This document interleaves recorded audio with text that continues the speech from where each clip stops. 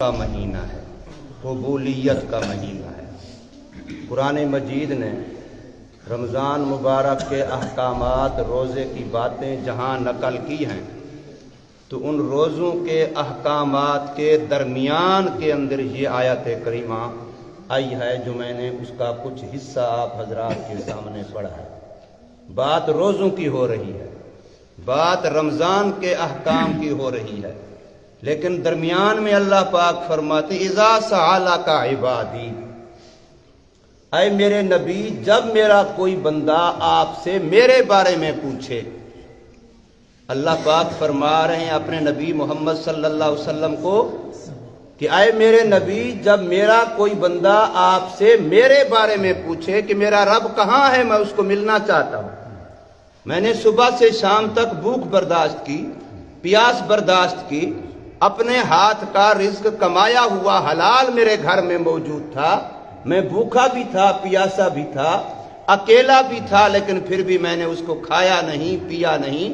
تو جس ذات کی ملاقات کے لیے، جس کو راضی کرنے کے لیے، جس کی خوشنودی کے لیے صبح سے شام تک میں نے پیاس برداشت کی، بھوک برداشت کی، روزے کی حالت میں رہا، اپنی بیوی سے دور رہا، تو یا نبی وہ ذات کہاں مجھے ملے گی اور کب مجھے ملے گی؟ تو اللہ فرماتے ہیں کہ اے میرے نبی جب بھی میرا کوئی بندہ آپ سے میرے بارے میں پوچھے تو ان کو جواب کیا دینا ہے؟ انی قریب، میں تیرے قریب ہوں۔ اور اذا سألک، جب بھی، نہ رات کی قید ہے نہ دن کی قید ہے، نہ میرا کوئی سونا ہے نہ میرا کوئی اونگنا ہے، نہ میرے بندے کے لیے میرا کوئی عذر ہے کہ اس وقت میں مصروف ہوں گا لہذا میں اپنے بندے سے رابطہ نہیں کر سکتا۔ یہاں تو دنیا میں کوئی کتنا ہی قریبی ہو، اس کا کوئی سونے کا وقت ہوگا، کوئی کھانے کا وقت ہوگا، کوئی اس کی کسی اور مصروفیت کا وقت ہوگا، لیکن میرا رب فرماتے اذا سألک، جس وقت بھی اس کا جی چاہے، میں ہر وقت آن لائن ہوں۔ میرا بندہ جس وقت مجھ سے رابطہ کرنا چاہے، نہ میں سوتا ہوں نہ میں اونگتا ہوں، نہ میں تھکتا ہوں نہ میں اکتاتا ہوں، اور نہ میں کسی اور کام میں ایسی مصروفیت کہ میرے بندے سے میرا رابطہ نہ ہو سکے اور میرے بندے کا مجھ سے رابطہ نہ ہو سکے، ایسا نہیں۔ اذا سألک، جس وقت بھی، نہ رات کی قید نہ دن کی قید، نہ صبح کی قید نہ شام کی قید، اذا سألک، جب بھی میرا بندہ کوئی آپ سے میرے بارے میں پوچھے، فإنی قریب، میں بالکل قریب ہوں۔ کتنا قریب ہے؟ نحن اقرب الیہ من حبل الورید، تیرے اپنے سانس والی راگ تیرے اتنا قریب نہیں ہے جتنا تیرا رب تیرے قریب ہے۔ جہاں سے تو سانس لے رہا ہے، جس رگ سے تو سانس لے رہا ہے، تیری وہ نالی، وہ رگ، وہ اتنا تیرے قریب نہیں ہے جتنا تیرا رب تیرے قریب ہے۔ نحن اقرب الیہ من حبل الورید، جس وقت بھی میرا بندہ میرے بارے میں آپ سے پوچھے تو ان کو بتا دو انی قریب۔ اور پھر آگے وعدہ فرما دیا کہ جب بھی وہ میرے سے دعا کرے، جو بھی دعا کرے، جو بندہ دعا کرے، جو اچھی جائز دعا کرے، جس وقت کرے، اذا دعان، اذا کا لفظ بتلا رہا ہے جس وقت جو دعا جو بندہ میرا کرے تو میرا وعدہ ہے کہ میں قبول کرتا ہوں۔ اور حدیث میں اس کی وضاحت بتلائی گئی ہے، کوئی ایک دعا بھی مومن کی ضائع رائے گاں بیکار نہیں جاتی، چاہے وہ مانگا ہوا مل جائے، چاہے اس کے متبادل کوئی اور خیر مل جائے، چاہے کوئی آنے والا شر دفع ہو جائے، یا آخری درجہ یہ کہ آخرت کے لیے اس کے نام آیا مال میں ہر دعا خزانہ ذخیرہ جمع ہو جائے، ضائع نہیں ہوتی۔ اور قیامت کے دن جب اللہ پاک اجر و ثواب دیں گے تو بندہ خود حیران ہو جائے گا کہ یہ کون سے میرے عمل ہیں جن کا مجھے اتنا بدلہ دیا جا رہا ہے، یہ نیکیاں کون سی ہیں؟ تو بتایا جائے گا یہ تیری وہ دعائیں ہیں جن کو تو نے سمجھا تھا کہ میری دعائیں قبول نہیں ہوئی، جن کے بارے میں تیرا فیصلہ یہ تھا جی مولوی صاحب ہم مانگ مانگ کے تھک گئے، ہماری تو سنتا نہیں ہے، ہماری تو قبول نہیں کرتا، ہماری تو مانتا نہیں ہے۔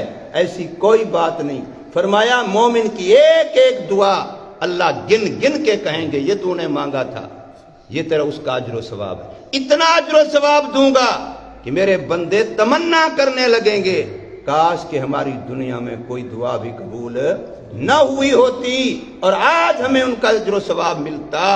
اتنا پہاڑوں کے برابر، اتنا پہاڑوں کے برابر. تو یہ مقام مل رہا ہے ہمیں روزے کی برکت سے. میں نے بتایا یہ آیت جہاں کھڑی ہے قرآن مجید میں، اس سے پہلے بھی روزے کے حکام ہیں، اس کے بعد بھی روزے کے حکام ہیں، درمیان میں یہ آیت دعا کی ہے. اس سے پتہ چلا کہ روزے والے کی دعا یوں قبول ہوتی ہے. حضرت موسیٰ علیہ السلام کا مشہور فرمان ہے کہ اے اللہ، میں کوہ طور پہ جب تیرے سے ہم کلام ہوتا ہوں، براہ راست آپس میں 1 to 1 بات چیت ہوتی ہے، تو میں آپ کے بڑا قریب ہوتا ہوں. کیا کوئی اور ایسا بندہ بھی تیرا ہے جو میرے سے بھی زیادہ تیرے قریب ہو؟ تو اللہ پاک نے جواب میں ارشاد فرمایا، میرا کلیم، تو میرے سے ہم کلام ہوتا ہے، تو میرا نبی اور رسول ہے، لیکن میرے آخری نبی کی امت ایسی ہوگی کہ ہر افطاری کے وقت وہ میرے اتنا قریب ہوں گے کہ تو بھی اتنا میرے قریب نہیں. ہر افطاری کے وقت، جب وہ روزہ افطار کرنے کے لیے جس وقت وہ بیٹھیں گے تو میں درمیان سے اپنے پردے ہٹا دوں گا، ڈائریکٹ ہو جاؤں گا اپنے بندے کے ساتھ. یہ کتنا بڑا اعزاز ہے، کتنا بڑا اعزاز ہے میرے بھائیوں. اس لیے روزہ بڑی اہم عبادت ہے. بد نصیب ہے، بد قسمت ہے بیچارہ، مقدروں کا مارا ہوا ہے وہ بیچارہ انسان جو اپنے آپ کو مسلمان بھی کہتا ہے اور رمضان جیسا مہینہ گزر رہا ہو، نہ اس بیچارے کو روزے کی توفیق ہو، نہ اس کو سحری افطاری کی توفیق ہو، نہ اس کو تلاوت و ذکر کی توفیق ہو، نہ اس کو صدقہ خیرات زکوٰۃ فطرانے کی توفیق ہو، نہ اس بیچارے کو تراویح تہجد کی توفیق ہو. ایسا بندہ قابل رحم ہے، اس بیچارے کا نصیب مقدر مارا ہوا ہے. بڑا خوش قسمت ہے وہ بندہ، چاہے وہ مالی لحاظ سے امیر ہے یا غریب ہے، جس کو اللہ رمضان میں ایمان کی قوت عطا فرما کے اپنی عبادت کے لیے کھڑا کر دیتے ہیں. مبارکباد کے لائق ہے وہ بندہ، ہزارہ خوش قسمتیوں کا مالک ہے وہ بندہ جس کو اللہ تبارک و تعالی یہ مہینہ عطا فرماتے ہیں اور اس کی قدردانی کی توفیق دیتے ہیں. دیکھیں رمضان کے اندر روزے کی حالت میں ہم ہر جائز کام چھوڑتے ہیں. کھانا جائز تھا کہ ناجائز تھا؟ جائز تھا، ہم نے چھوڑ دیا اللہ کے حکم سے. پانی پینا حلال تھا، جائز تھا، سارا سال 11 مہینے پیتے رہے، لیکن اللہ کے حکم سے چھوڑ دیا. جائز کام جب ہم نے چھوڑ دیے تو جو کام فی نفس ہی ویسے ہی ناجائز ہیں، مثلا غیبت کرنا ناجائز ہے، ہر حال میں ناجائز ہے، سارا سال ناجائز ہے، رات دن ناجائز ہے. دشمن کی غیبت کرنا بھی حرام ہے، یاد رکھو، دشمن کی غیبت کرنا بھی حرام ہے. اور جو کسی کی غیبت کرتا ہے وہ اپنی نیکیاں اس کو دیتا ہے اور اس کے گناہ اپنے سر لیتا ہے. کوئی بندہ میری غیبت کرتا ہے تو میرے گناہ اپنے سر لے رہا ہے اور اپنی نیکیاں مجھے دے رہا ہے. میں اگر کسی کی غیبت کرتا ہوں تو یہی معاملہ امام اعظم امام ابو حنیفہ رحمت اللہ تعالی علیہ، کسی بندے نے بتایا فلاں جگہ پر بیٹھے کھڑے تھے، چند آدمی تھے، ایک بندے نے وہاں آپ کی بڑی غیبت کی، آپ کے بارے میں بڑی الٹی سیدھی باتیں کی. تو امام صاحب نے اس کی بات سننے کے بعد اپنے خادم سے کہا یہ لے جاؤ. اس وقت سکہ چلتا تھا سونے چاندی کا، درہم و دنانیر کا. ایک پلیٹ بھری اس کو دی، فرمایا یہ لے جاؤ فلاں بندے کو دے کے آؤ. اب یہ لے کر کے وہاں پہنچ گیا حضرت کا خادم اس بندے کے پاس. وہ تو حضرت کا مخالف تھا، وہ تو پہلے مخالفت کر رہا تھا، غیبتیں کر رہا تھا. جب اس کو جا کے بتایا کہ فلاں نے یہ آپ کے لیے ہدیہ بھیجا ہے، یہ گفٹ بھیجا ہے، تحفہ بھیجا ہے آپ کو، کس نے؟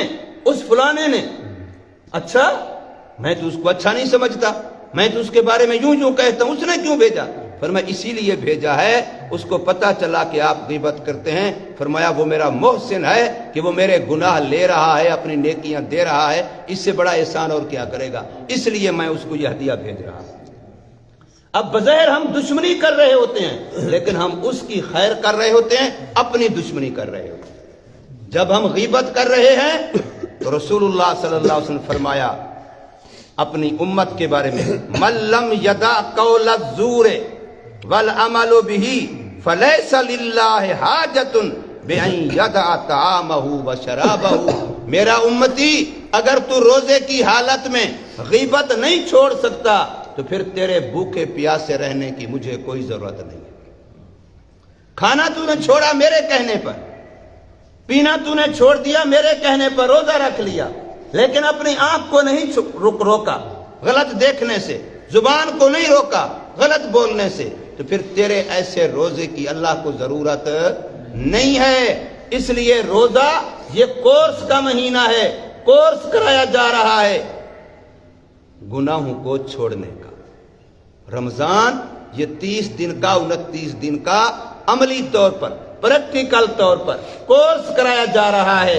سر کے بالوں سے لے کے پاؤں کے ناخن تک اپنے ایک ایک انگ پر عضو پر یہ پابندی لگائیے کہ میری زبان وہی بولے گی جو شریعت میں جائز ہوگا، میرے کان وہی سنیں گے جو شریعت میں جائز ہوگا، میری آنکھ وہی دیکھے گی جو شریعت میں جائز ہوگا، میرے ہاتھوں سے کمانا خرچ کرنا وہی ہوگا جو شریعت میں جائز ہوگا، میرے پاؤں اسی طرف چلیں گے جو شریعت میں جائز ہوگا، میرا دل دماغ وہی سوچے گا، وہ پروگرام منصوبہ بنائے گا جو شریعت میں جائز ہوگا۔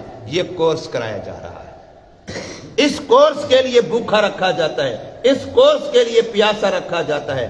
اگر ہم اس کورس میں کھانا پینا تو چھوڑ دیا، حضور صلی اللہ علیہ وسلم کے سامنے 2 عورتیں پیش کی گئی، حدیث میں واقعہ آتا ہے، بڑی پیاسی ہیں، بڑی بھوکی ہیں، روزہ لگ رہا ہے، جی چاہتا ہے روزہ توڑ دیں، تو آپ نے فرمایا کہ انہوں نے غیبت کی، اور پھر ایک کو فرمایا اپنے حلق کے اندر انگلی مارو، جو اس نے انگلی ماری تو جمع ہوا خون نکلا، حالانکہ اس نے خون کوئی پیا نہیں تھا، صرف امت کو دکھلانا مقصود تھا کہ قرآن کہہ رہا ہے، سورہ حجرات کہہ رہی ہے، 27واں پارہ کہہ رہا ہے کہ تم جب کسی مسلمان بھائی کی غیبت کرتے ہو تو وہ ایسے ہے جیسے اپنے مردہ بھائی کا گوشت کھاتے ہو، جیسے اپنے مردہ بھائی کا گوشت کھاتے ہو، انسان ہو، مردہ ہو، اپنا بھائی ہو، اس کا گوشت اپنے منہ سے کھا رہا ہو، کتنا بری بات ہے، سوچ نہیں سکتا انسان، تصور نہیں کر سکتا انسان۔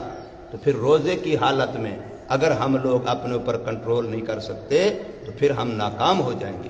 روزہ تو اسی چیز کی پریکٹیکل ہے، اسی چیز کا تجربہ ہے، اسی چیز کو عملی طور پہ مشق کرنی ہے گناہوں کو چھوڑنے کی۔ اللہ تبارک و تعالی ہمیں توفیق عطا فرمائے اور ہمیں روزوں کو صحیح معنوں میں روزے بنانے کی توفیق دے۔ الحمدللہ رب العالمین والعاقبۃ للمتقین۔